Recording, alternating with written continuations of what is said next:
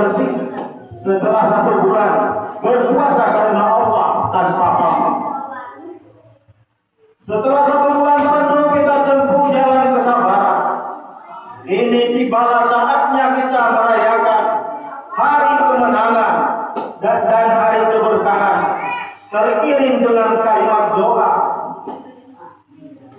Ja'alanallahu minal aidin wal faizin. Semoga kita menjadi orang yang kembali fitri dan terjamin serta masuk dalam golongan orang-orang yang muttaqin.